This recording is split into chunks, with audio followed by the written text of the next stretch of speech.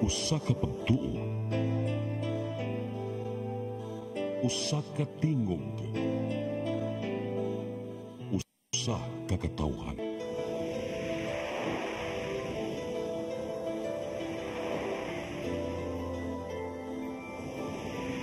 Cebu Catholic Television Network.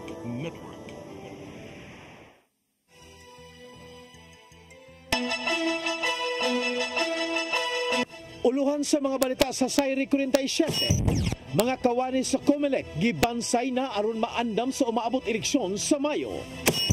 Kanhi Mayor Michael Rama, wa nalipay nga ipauli ang service vehicle inay misuroy sa Cebu City Hall.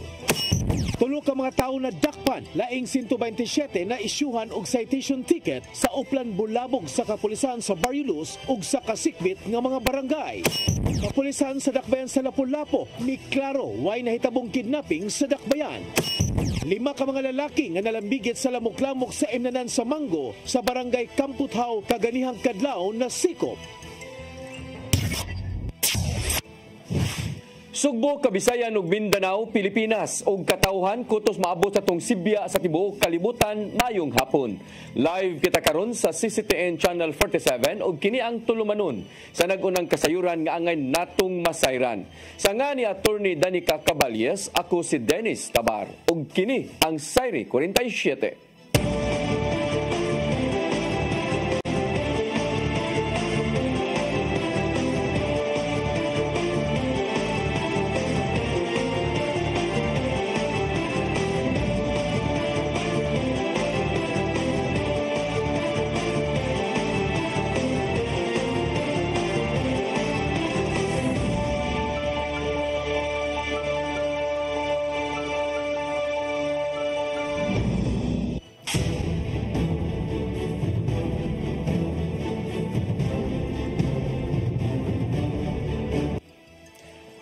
Sa kumpletong detalye sa atong mga balita, anamanam nang gibansay sa Commission on Elections dinhi sa Region 7 ang ilang mga sakop aron maandam sa umaabot nga eleksyon karong Mayo.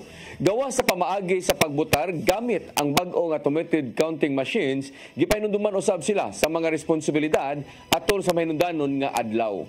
Ang kasayuran ihatod ni Gian Navarro.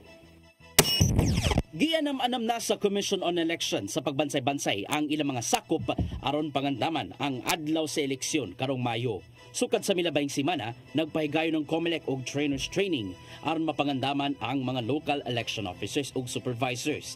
Sila ang mutudlo ngadto sa mga sakop kung unsaon paggamit sa automated counting machines gikan sa South Korea aron paymuslan sa mga presinto. Sumapa ni COMELEC 7 Director Attorney Francisco Pobe nga sila na ang mupaybaw ngadto sa mga magtutudlo sa sistema sa pagpamutar. Gawas dinhi painumduman usab sa ilang local election officers ang electoral boards sa ilang responsibilidad. May tabo ang training ngadto sa mga magtutudlo karong Marso. Tayo pag-Abril, i-training nato ang mga board of canvassers na naglangkob na sa mga tesorero, fiscal, superintendents, or any other nga nag-substitute sa ila. Of course, kauban nato ang mga taga-Commission on Elections as chairman of the board. Itudloan usab sa COMELEC ang mga support staff nga moabag sa mga magtutudlo sa adlaw sa eleksyon. Ilabi na nga gifamiliarize na ang mga features sa ACM gikan sa Miro systems aron makahimo og kasulbaran kung galing makasugat man og problema. Andons unsay mga relative nga mga pamalaod nun or palisiya nga sarang nilang tamdan sa ilang pagtrabaho as electoral boards. Ang aktual, mao nang giunsa nila paggamit from the very big start nga install ang makina hangtod nga tak-upan nila ang makina. Gawas na naandang pagtudlo pinaagi sa seminar training, ipaubos usab sa refresher ang mga magtutudlo aron mas makaandam sila sa mga masugatang problema. Subay kini sa gitingwang kahapsay nga dagan sa eleksyon. So, kini sigurong balik-balik na itong training nga magpadala sa materials nila, soft copy para ilang mastadihan kung saan pag-operate ang atong isa. Navarro, CCTN News. Wala gikalipay ni former Cebu City Mayor Michael Rama ang pagmando sa City Legal Office nga ibalik ang service vehicle. Gani nakahigayon siya sa paglibot sa City Hall building human mipadangat sa kasagmuyo. Ang kasayuran hatod ni Crystal Joy Pelerca. Gihatagan lang unta og 24 oras si former Cebu City Mayor Michael Rama nga iuli ang service vehicle nga gigastuhan kaniadto og 3 million pesos gikan sa city government. Sa final demand letter nga giluwatan gikan sa City Legal Office, kinahanglang mosanong si Rama aron dili siya kasuhan og civil o kriminal. Human masayod sa mong balita, wala gikalipay ni Rama ang maong kamanduan. Maong nagpahungaw ang kanhi mayor sa naangkon human gitangtang sa pwesto ni adtong Setyembre tuig 2024. Kini hinuon ang nahimong sumbanang gisunod sa mando sa City Legal Office ngadto kang Rama. Hinaon ko one time after 6 months kinglaman ang akong sakyanan. Makatulunganon, dili. Ako nagipamutaan ninyo. Tubag dito sa pulong-pulong, dili makatarungan. Pagkataod-taod, nakahigayon sa pagbalik si Rama sa City Hall o gibisita niya ang managlahing buhatan. Una niyang gihapit ang City Legal Office aron pagkwestiyon sa demand letter ngadto kang City Legal Officer Santiago Ortiz. Because I want to know also, are they really signing because they believe in what they're signing? No. That's what I want to know. I don't think they need to explain that, sir. No, they should. That's part of their job, sir. No, it's not as a lawyer, sir, kanang i-document lang to namo and part of our job. So if you have some answer, official. You mean to say the mayor, I'll go to the mayor, your company to the mayor. Misudong usab siya sa buhatan sa mayor sa ikawaw nga andana og sa first floor diin gikandaduhan gihapon kini. Human sa pagbisita, nakahigayon sa pagbutyag sa dugang panglakang sa pamulitika ilabi na ang pagwagtang nila sa tingog party list. Suma pa ni Rama nga dili sila makapadayon silang pagpanalipod kang Vice Presidente Sara Duterte tungod lang sa mong party list nga gidumalaan sa mga Romualdez. Lord, there's still things to be done. I wish illegal will step down so that legal will ascend. This we ask through Christ our Lord. Amen. Laumang motambong si Rama ugmang adlaw sa indignation rally batok sa impeachment ni VP Sara sa Dakbayan sa Mandawi. Crystal Joy Felerca, CCTN News. Kongreso mibarog nga gisunod ang mga nalatid sa batakang balaod pagpa-impeach kang Vice Presidente Sara Duterte. Subay kini sa pagpakisayod sa kampo ni Duterte kung legal ba ang nahimong binuhatan sa kapin 200 ka mga magbabalaod. Ang kasayuran ihatod ni Gian Navarro. Gihimugatan sa Kongreso nga gisunod gyud sa mga nakalatid sa konstitusyon og patas ang pag-impeach kang Vice Presidente Sara Duterte. Kini ang nakita sa usa sa mga prosecutor sa impeachment trial nga si San Juan City Representative Isabel Zamora. Human miduso og petisyon ang kampo ni Duterte sa Korte Suprema ning simanaha. Ang kampo mismo ni Duterte ang nihangyo sa mong korte nga himuong null and void ang impeachment complaint batok kaniya. Sumapa ni Zamora nga wala sila gihimong kalapasan o walay pag-abusar silang katungdanan. Dugang pa nga resulta kini sa nimong consensus uban ang mga kaubanan sa Kongreso. Maong niabot og dili mo menos sa 215 ka mga pirma aron tangtangon sa pwesto si Duterte. Samtang nagkanayon ang legal counsel ni Duterte nga si Attorney Sheila Sison nga dili mahimo sa mga kongresista ang dinalian nga pagduso sa impeachment complaint. Maumbot sila magpakisayod sa Korte Suprema, pinaagi silang petisyon kung legal ba ang maong binuhatan. Sa laing bahin, magpahigayon og indignation rally ang hakbang ng maisog sa Dakbayan sa Mandawi ugma sa hapon. Kini aron ipanawagan ang pagbasura sa impeachment kang Duterte ug uban pa. Gikumpirmar karong adlaw sa mga organizers nga usa sa mga laumang mutambong mo si kanhi Presidente Rodrigo Duterte kinsang usa sa mga sakop sa legal counsel sa iyang anak. Ian Navarro, CCTN News. Korte Suprema ni suporta sa pagpasira sa Commission on Higher Education sa Mandawi City College gidumala ni Paulos Cañete. Gimugatan ang campus anaa sa City Sports Complex nga gidumala sa syudad lang ang gitugtan sa pag-operate ubos sa ngalan nga Mandawi City College. Ang kasayuran ni hatod ni Mary Rose Sagarino. Gibasura sa Korte Suprema ang petition for certiorari nga gisangat ni Doc Paulos Cañete ang nagdumala sa Mandawi City College Cañete. Gipaluyuhan sa Korte Suprema ang desisyon sa Court of Appeals nagsuporta sa pagsira sa Commission on Higher Education sa Mandawi City College ni Cañete. Gihimugatan nga ang kampo sud sa compound sa Mandawi City Sports Complex nga gidumala sa syudad lang ang lehitimong Mandawi City College. offered by the said entity will not be recognized by the Commission on Higher Education. Ano effect mo? If you will not be recognized, then you will not be able, if that will be your proof of your educational attainment to any company that you will apply in, that will be of no value. In fact, kung board program po ang na-issue sa inyo ng MCC Caniete, then you will not be allowed to take the board exam as well. So, just imagine a student investing his time, finances, but his or her degree will not be recognized.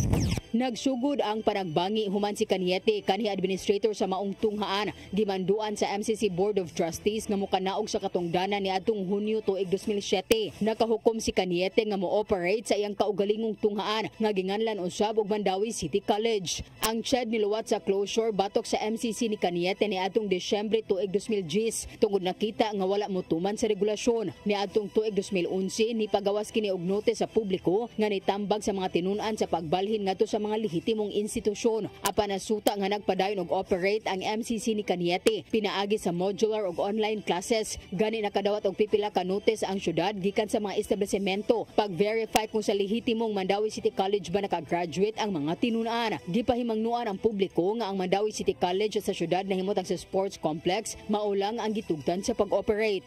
Bahad sa dakbayan sa mga nagamit sa pangan sa Mandawi City College nga mopasaka sila og kaso. Authority, considering that the Mandawi City College is created by an ordinance and someone else is using that name and for representing to be that government entity when in fact it is not.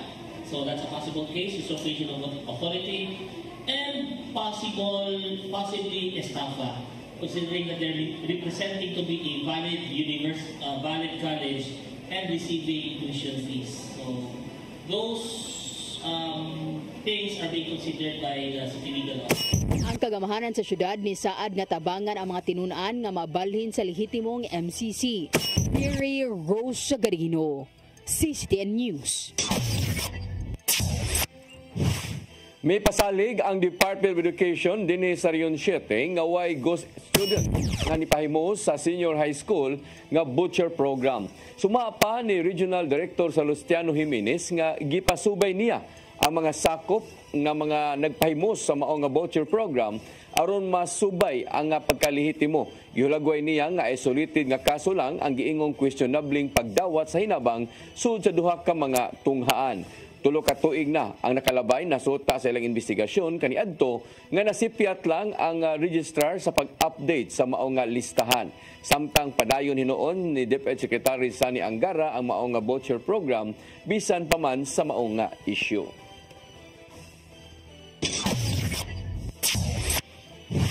Business Permit Licensing Office sa syudad sa Mandawi ni-integrate sa pagkuha sa barangay clearance ngadto silang business permit application o renewal. Nakita nga nisaka ang koleksyon sa barangay human na integrate ang barangay clearance. Ang kasiran hatod ni Mary Rose Sagarino. Sud lang sa buwan sa Enero niabot na sa 1.1 million pesos ang collection sa barangay clearance fee sa barangay Subang Dako sa Mandawi. Mas taas kinaitandi ni aging tuig nga analang sa 309,000 pesos. Natala ang pagtaas human sa pag-integrate sa Business Permit Licensing Office sa barangay clearance sa ilang business application o renewal. Ang barangay Subang Dako ang gihimong pilot area sa BPLO sa pag-integrate sa barangay clearance. I-remit na lang pod namo sa barangay Subang Dako ang kaning collection. But right now we are doing some kanang internal adjustments kay mura man gud kami ang nag-collect nya bungkago namo na i-remit sa ila. So it's a new accounting procedure. That's why napa may gamay nga mga kuan. Ayon sa pag-renew ug pag-apply, mausa na sa mga negosyante ang mga gikinahanglang dokumento pinaagi sa sistema sa BPLO ug dili na kinahanglang magpabalik-balik pa sa barangay. Matud ni Malati nga kaniadto aduna higayon nga ang ubang negosyante usa lang ang kuhaon nga barangay clearance bisan pa og daghan kini og branch ug ubang mga negosyo. Pinaagi sa sistema masiguro nga ang matag matag negosyo ang makuhaan og barangay clearance. Karong Marso gikatakda nga i-integrate usab sa BPLO ang barangay Bakilid, Sentro ug Kanduman. And we will really push nga ma-integrate yun ang tanang barangays because this is directed by the Anti-Red Tape Authority. So isa ta sa pipila ka hundreds of nga wala pa na-integrate pero ubay-ubay na po na na-integrate sa tibok Pilipinas. So kaning ato ang i-target nga ma-integrate sila. Ang mga barangay kinahanglang mopasar una og ordinansa kabahin niini una pa ma-integrate ang ilang clearance fee. Mary Rose Sagarino, CCTN News.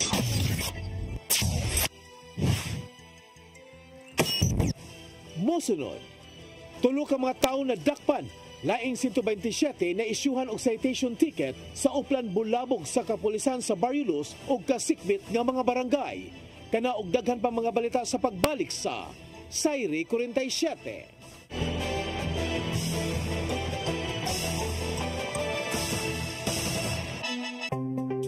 Discover the beauty of the Philippines.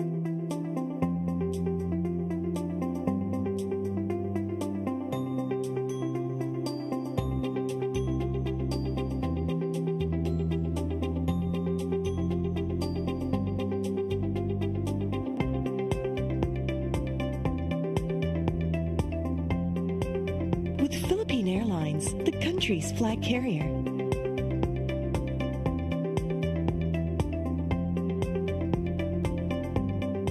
The airline that lets you feel the warmth of the nation.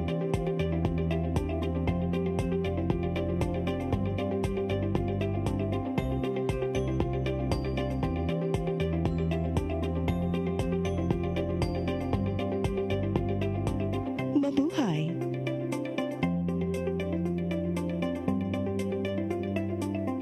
Kaiba sa mga politiko, matagal nang ginagawa ni Ariel Querubin ang ipaglaban tayo. Kahit sariling buhay inaalay. Ngayon, iba ang laban. Pero tuloy ang misyon ni Ariel Querubin, ang ipaglaban tayo. Kung medalya ang sukatan at hindi pera, si Ariel Querubin ang ating bayani na karapat dapat sa Senado. Pag may Ariel Querubin sa Senado, may bayani tayo sigurado.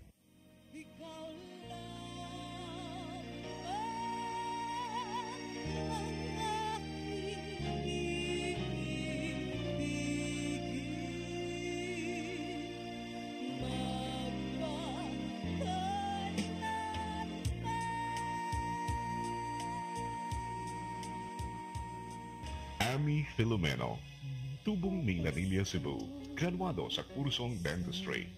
Apan, ang gugma sa pag-awit mo'y may paswabi sa iyang kasing-kasing. Si Ami mo'y may awit sa theme song sa teleseryeng Siya ug Ako sa Kangit-ngit.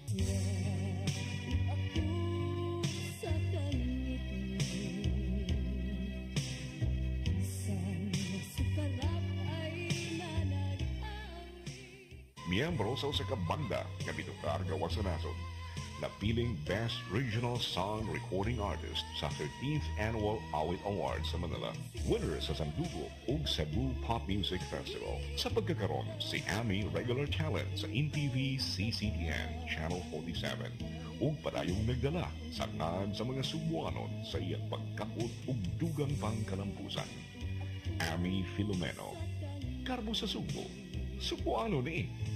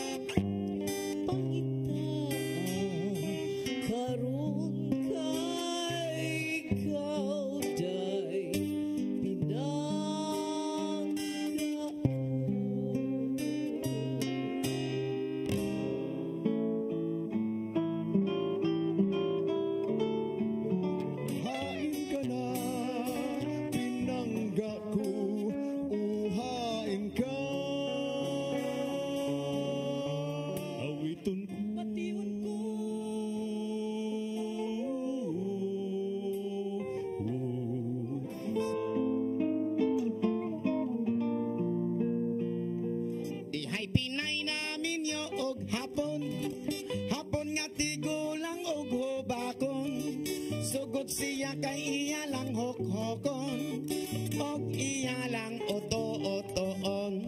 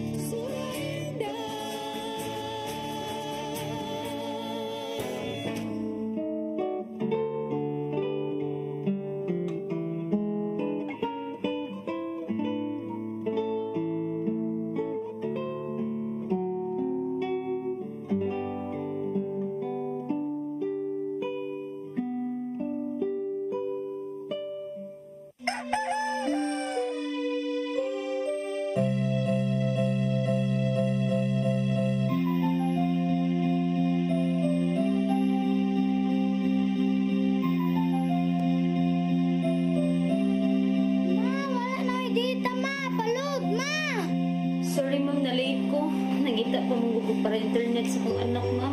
Ay, wala na problema. Pag-Sinisibu. Sinisibu, Sinisibu. For your internet connection. And for the signal of your cable TV. So fast and straight that transmission to your home. Sinisibu. Sinisibu, Sinisibu.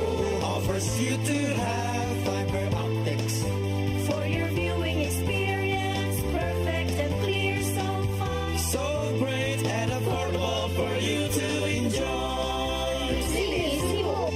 Sinisibu Television Network Incorporated offers fiber to the home broadband internet bundled with fiber to the home cable TV connection. Sinisibu Television Network Incorporated with its operation in Metro Cebu and the whole province of Cebu soon. And affordable for you to enjoy. Sinisibu.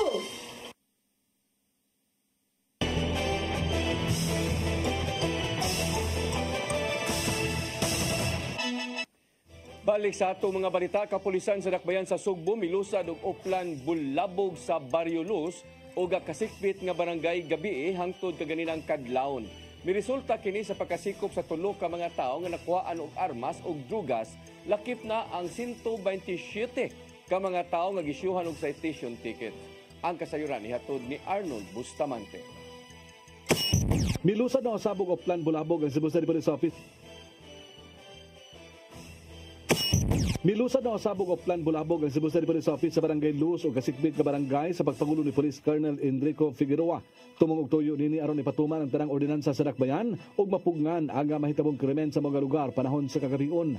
Nagsugod ang uplan bulabog alas 10 gabi ug nahuman kini ganinang kadlawon. Sa mga operasyon nakasikop ang kapulisan og tulo ka mga sospitsado nga nakuhaan og illegal nga drugas ug loose firearms. Nagip sa nasikop ang 127 ka mga individual nga nakalapa sa lain-laing ordinansa sa Dakbayan sa Sugbo nga giisyuhan og citation tickets kinisama sa pag-inom og ilimnon nga makahubog sa publikong lugar, pagpanigarilyo, pagpangihi, pagpatakag labay sa basura ug ang paghuka sa dapin sa karsada. Samtang mabutosam sa 23 ka mga minor de edad ang na-rescue ato sa operation nga gi-turn over sa Department of Social Welfare and Services sa kagamanan sa Dakbayan sa Sugbo. Matod ni Figueroa nga moabot sa kapin o sa kagatos ka mga pulis personnel ang iyang ipakatap nga kabahin sa police visibility sa kadalanan sa Dakbayan sa Sugbo. Arnold Bustamante, CCTV News. Kapulisan sa Lapu-Lapu mitataw nga way kamatuuran ang nanggawa sa social media nga adunay 14 anyos nga lalaki nga gikidnap sa Barangay Buaya. Niangkon sa kapulisan ang bata nga iya lang kining nasulti tungod sa gibati nga kahadlok. Ang kasayuran ni hatod ni Crystal Joy Pelerca.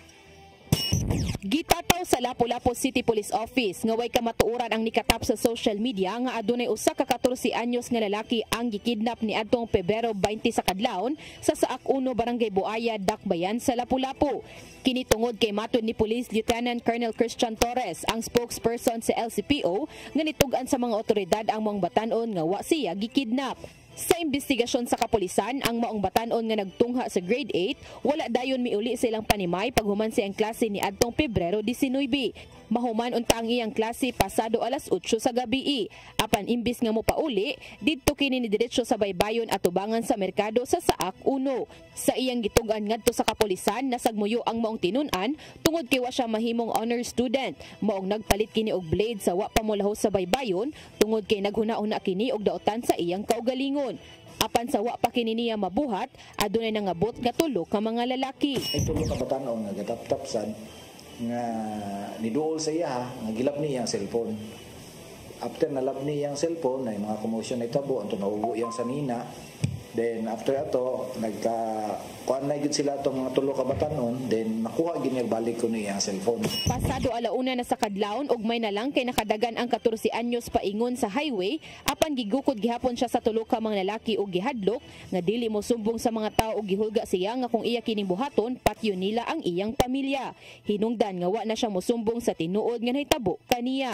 Daga na siya nya mao na to nasugatan na niya mga tao katong nakuha na to sa video nga iya lang sabdong gibarugan to ang giingon sa mga bata nga ingna lang nga gikidnap ka og black nga ban. Mo dito na yan na storya ng kanang nagawas tong storya nga gikidnap siya. Pero after atong nagpa-blatter siya, nainabi siya sa DSWD ug sa atong Women's and Children's Desk, iya na tong istorya nga mo tay nitabo. Wala gid siya gidagit sa black nga ban. Ikumpirmar usab sa usa ka igsuon sa 14 anyos nga way kamatuoran ang maong post, maong gihangyo niya nga ipadelete na lang ang maong video. Matud niyang natrauma lang ang iyang manghod, maong nasuti niya nga gikidnap siya apan pagkaugma ni ana, sa dihang ni arang-arang na ang sitwasyon ni ini nitug-an na kini sa kapulisan sa tinuod nga nahitabo kaniya. Tinuod to nga wal na gitreat siya man ba. Mao ni istorya para dili sila makuan. Iya, more sa diyang gisulti sa kuan. Pero sa second statement niya pagkaugma na murag wala siya na trauma. Nasulti na niya ang tinuod. Mao to ang nahitabo niya. Nibutyag si alias JP nga transferee ang iyang manghod ug karong school year pa lang kini nibalhin sa usa ka tunghaan sa Dakbayan sa Lapu-Lapu. Giangko niyang nasagmuyo ang iyang manghod nga wa kini mahimong honor student tungod kay kaniadto usa kini ka consistent honor student sa dihang didto pa kini nagtungha sa Bohol. Samtang nagpadayon pa ang pag-backtrack sa kapulisan sa mga CCTV aron sa pag-ila sa tulo ka mga batanon nga gipasabot sa grade 8 student. Dugang paniana, miawhag si Lieutenant Colonel Torres nga kung mahimo dili lang una mag-post sa social media, ilabi na nga wa ba mo kumpirmar kung tinuod ang mga panghitabo tungod kay kini maghatag lang og kabalaka sa publiko. Crystal Joy Felerca, CCTN News. Ilusad karong gabi sa kapulisan sa Dakbayan sa Lapu-Lapu ang simultaneous patrol operation kung gitawag nilag Uplan Pakighimamat. Magdungan sa pagpatrolya ang ilang mga mobile patrol, motorcycle patrol o foot patrol. Matod ni Lieutenant Colonel Christian Torres, ang spokesperson sa Lapu-Lapu City Police Office, nga mahinungdanon nga aduna may foot patrol aron nga masusi usab sa kapulisan ang mga sudlunon nga dapit nga dili na masudlan sa ilang mga mobile o motorcycle patrol. Kini tungod kay base sa ilang crime statistics sagad sa mga krimen na hitabo sa mga interior nga mga lugar. Kaning ato ang pulis sa barangay as well as kaning mga admin duty na to o katong mga duty na to nga pwede na to i-extend ilhang duty nga para lang masud na to tanang mga interior parts sa tuang area nga one way nga i-deterrent sa mga krimen kay makita gyud nila bisag sudlunon nga mga iskina is ato gyud na siyang apilan sa atong patrolya. Archdiocese of Cebu nakigiusa sa kalibutan-ong Kristohanon sa pag-ampo alang sa maayong panglawas sa Santo Papa pinaagi sa Eucharistic Vigil. Samtang mipahibalo ang Vatican nga anam-anam na ang pag-ayo sa lawas ni Pope Francis. Ang kasayuran ni hatod ni Gian Navarro. Tuyong gipangunayan ni Cebu Archbishop Jose Palma ang Eucharistic Vigil sulod sa San Carlos Seminary College, Dakbayan sa Subo. Gikan alas 10 kagabi hangtod na sa pagkabuntag, nagiusa ang mga seminarista ug kaparian sa pag-ampo alang sa tumang kaayuhan sa panglawas ni Pope Francis. Gisugdan ng vigil sa pag-ampo ni Palma, kinutlo gikan sa hinimo sa Archdiocese of Manila. Nangumuyo sila aron mas mapaspasan pa ang paglambo sa panglawas sa 88 anyos na opisyal sa simbahan. Loving and merciful God, we implore you to look kindly upon your servant, Pope Francis. Touch him with your compassion and consolation. Restore his health and renew his strength in mind, body, and spirit. Human sa introductory prayer, gisundan kini sa overnight vigil prayers, kuyog ang mga seminarista. Gilitok usab nila ang Chaplet of the Divine Mercy ug gibasa ang mga liturgical readings. Ug gitapos among kalihukan sa pag-awit sa Salve Regina dungan sa pag-venerate sa balaang lawas ni Hesukristo. Hinuon nakita kini sa publiko pinaagi sa live stream nga giandam sa Archdiocese. Samtang gipaybaw sa buhatan sa Santo Papa karong adlaw kun Holy See nga anam-anam na ang pag-ayo sa panglawas sa maong opisyal. Wala siya hilante ug nagpabiling stable ang iyang kondisyon matud pa sa nahimong findings sa doktor. Gipanginaut usab sa ubang mga opisyal sa Europa ug sa kalibutan nga mumaayo na si Pope Francis aron makabalik na sa mga naandang kalihukan sa Vatican City. Gian Navarro, CCTN News. Gibutang na sa West Philippine Sea ang dugang pa nga mga abuse gikan sa Bureau of Fisheries and Aquatic Resources human sa delikadong binuhatan sa Chinese military chopper. Sumapa sa Philippine Coast Guard nga nagpahigayon ang maong mga aircraft ug maritime domain awareness ilabi na sa Kalayaan Island Group. Matod ni PSG spokesperson for West Philippine Sea, Commodore J. Tarila, nga kinina ang nahimong tubag human sa pagmaniobra sa habig sa China. Nasikpatan atol sa operasyon ang dugang pa nga mga sakyanang pandagat gikan sa Chinese Coast Guard aron pagsubay sa Pag-asa Island. Mao nga padayonon sa Philippine Coast Guard ang presensya sa ilang kaugalingong dagat taliwa sa giingong pagsinamok karon sa China. Istriktuho na sa Sinulog Foundation Incorporated ang mga lagda alang sa freelance photographers nga mosalmod sa photo contest sunod tuig. Mato di SFI Executive Director Jojo Labella nga dili na mo paduol ang mga mamitikay sa dancing contingents aron dili na masamok sa pagsayaw. Kinahanglan usab nga babagan sa mga sakop sa kapulisan ug marshals ang palibot sa contingents aron dili magkagubot. Kini ang nahimong lakang sa SFI human wala nakalahutay ang ubang contingents sa street dancing kay gitapukan sila sa katawhan.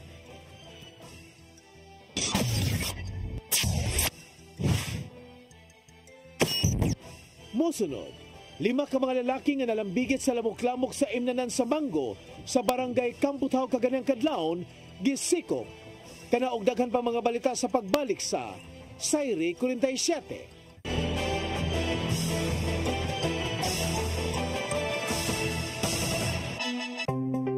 Discover the beauty of the Philippines.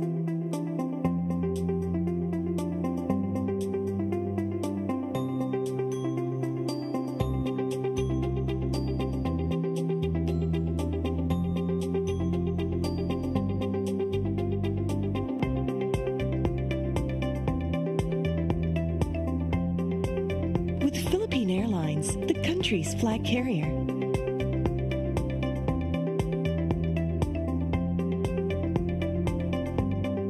The airline that lets you feel the warmth of the nation.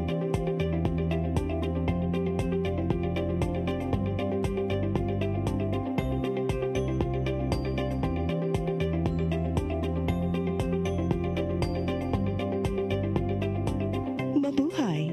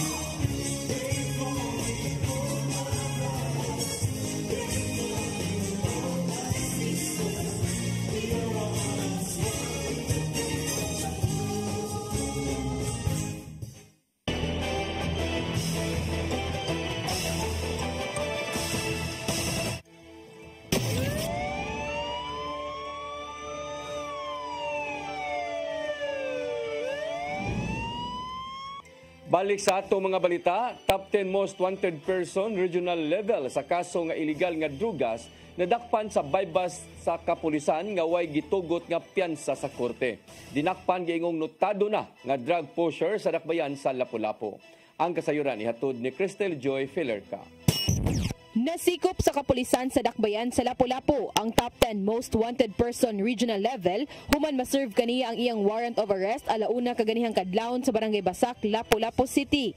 Ang dinakpan giilang nga si alias Mel, 31 anyos, lumad nga taga Lanao del Norte apan kasamtangan ng nagpuyo sa Barangay Basak. Matod ni Police Lieutenant Colonel Christian Torres, ang spokesperson sa Lapu-Lapu City Police Office, nga nabaybas na kaniadto ang maong suspect apan wa kini madakpi. Obviously, gibaybas ni siya pero naka-evade siya og arrest mo ning nilusot iyang kaso ayang warrant nga section 5 pagpamaligya gyapon. Kay during the actual squad is wala ni siya nadakpan.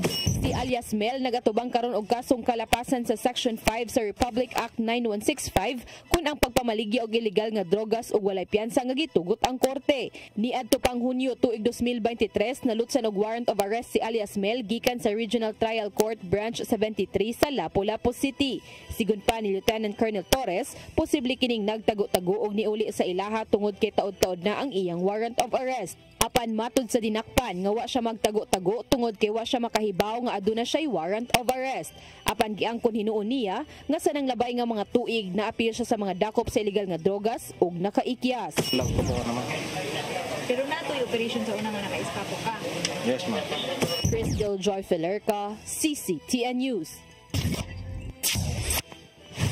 200 gramos sa gituang shabu nga nagkantidad og dulan 1.3 million pesos ang nasakmit sa buy-bust operation sa Sitio Upper Barangay Tingob, Syudad sa Mandaue kaganihang kadlawon. Nasikop sa sakop Mandaue City Police Office ang 31 anyos kasi alias Tano, residente sa Barangay Mohon, lungsod sa Sugod. Sa investigasyon sa kapulisan, ang suspect makabaligya og 200 gramos sa shabu matag semana o gibaligya sa Mandaue ug Cebu City. Si alias Tano mag-atubang og kaso sa kalapasan sa Republic Act 9165 o Comprehensive Dangerous Drugs Act of 2002. 5 ka mga lalaki gidakob sa Abiliana Police Station 2 sa Cebu City Police Office. Human na lambigit sa lamok-lamok sa usa ka imnanan sa may Mango General Maximum Avenue, Barangay Kamputhaw. Nasuta sa investigasyon nga usa ka grupo nga naglangkob sa amahan ug anak samtang ang atbang nga lamisa ang managsuon og kauban nga mga barkada. Matod sa amahan nga nagpailang nga biktima nga kalit lang siyang gibunlalan sa helmet sa grupo sa managsuon sa pikas lamisa. Tungod kay nasuko sa dihang ilang lamisa, miduol ang mga babay. Apan sukwahay usab ang pangangkon sa pikas sanglit sila matud pa ang giunhan sa anak ug amahan.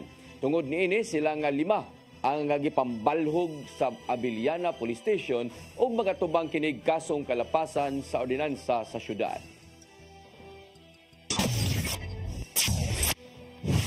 Nabalhog sa Mambaling Police Station ang 37 anyos nga asawa.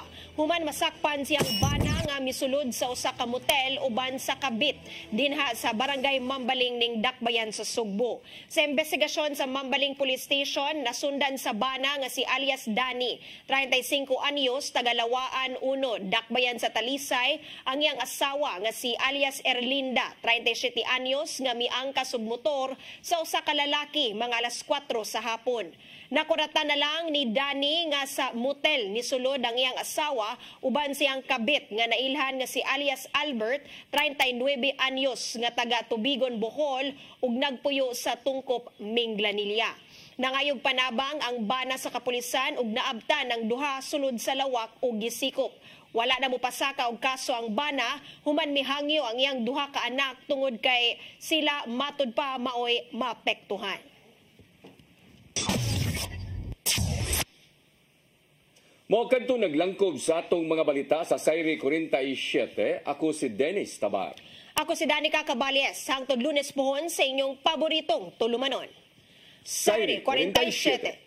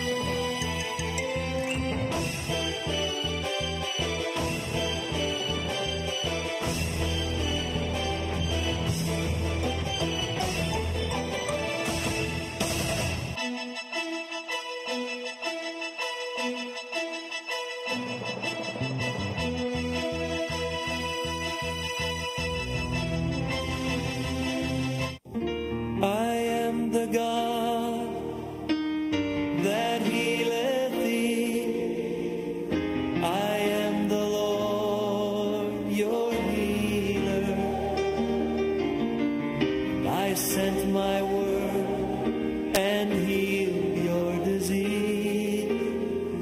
I am the Lord, your